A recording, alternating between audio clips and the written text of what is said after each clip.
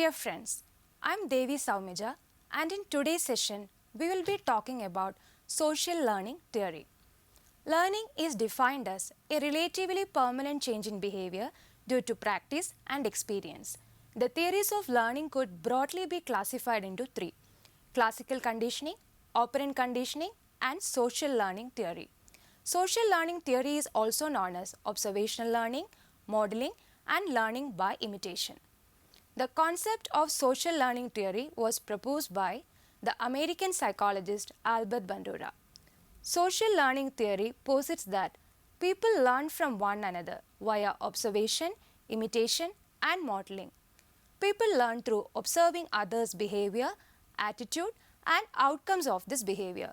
Bandura also coined the term self-efficacy, which reflects an individual's understanding of what skills he or she can offer in a group setting. The observational learning process consists of 4 steps. The first step is attention, which is the extent to which you are exposed to the behavior. The second step is retention, which is how well the behavior is remembered. The third step is reproduction, which is the ability to perform the behavior that the model has just demonstrated. This influences our decisions whether to try and imitate it or not, and is critical in measuring difficult skills. Imagine the scenario of a 90-year-old lady who struggles to walk watching dancing on ice. She may appreciate that the skill is a desirable one, but she will not attempt to imitate it because she physically cannot do it. The final step is motivation, which is the will to perform the behavior. The rewards and punishment that follow a behavior will also be considered by the observer. If the perceived rewards outweighs the perceived cost, if there are any, then the behavior will be more likely to be imitated by the observer. If the vicarious reinforcement is not seen to be important enough to the observer, then they will not imitate the behavior. Social learning theory is influenced by characteristics of the models like similarity, age, sex, status, prestige, simple versus complex behavior, etc. Characteristics of observers like low self-confidence, low self-esteem, reinforcement for imitation also have an influence on social learning theory. Empirical evidences for the social learning theory was offered by a series of experiments conducted by Bandura in 1961 and 1963 and are referred to as Bobo-Doll experiments. Bandura's study focused on children between the ages of 3 and 6. Each child was shown a video of an adult hitting and yelling at an inflatable clown doll, also called a Bobo doll. The children were divided into 3 groups. One group saw the adult punished after showing aggression towards the Bobo doll. One group saw the adult rewarded after showing aggression. And one group saw the aggression but did not see the adult either punished or rewarded for the aggression. After watching the video, the child was left alone with a Bobo doll in the room, though Bandura was secretly watching from another room. He counted how many aggressive acts such as hitting, yelling, cursing and punching that each child engaged. He found that the children who watched the adult get rewarded for showing aggression were more likely to show aggression themselves. He also found that no matter which version of the video they saw, boys were more likely than girls to imitate the aggressive behavior of the adults in the video. This study has important implications for the effects of media violence on children, and several follow-up studies were done on this line. Although social learning theory can explain some quite complex behavior, it cannot adequately account for how we develop a whole range of behavior, including thoughts and feelings.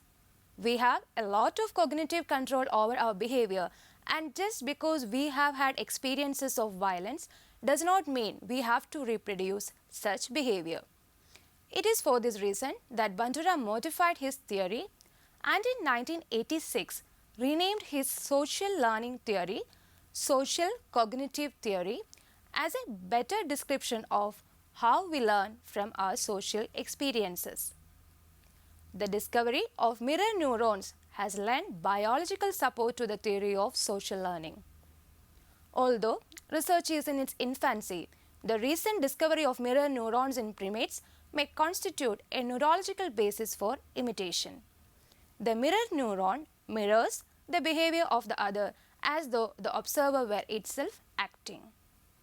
The social learning theories of Albert Bandura emphasize the reciprocal relationship among cognition, behavior and environment, for which Bandura coined the term reciprocal determinism.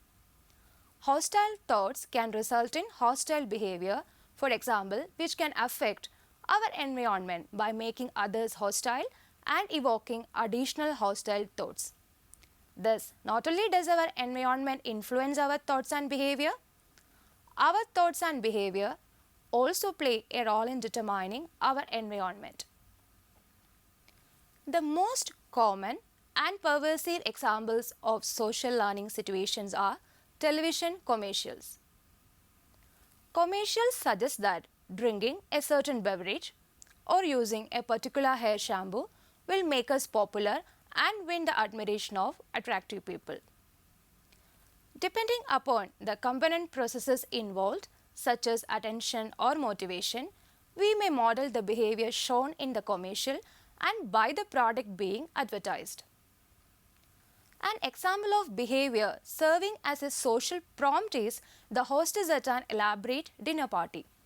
A guest, unfamiliar with the array of silverware, observes the hostess to select the correct utensil appropriate for each course.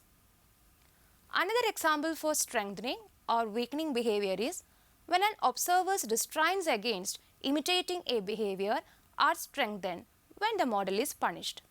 For example, if a classmate violates a school rule and is punished, this will make the observer think twice before attempting to break the rule.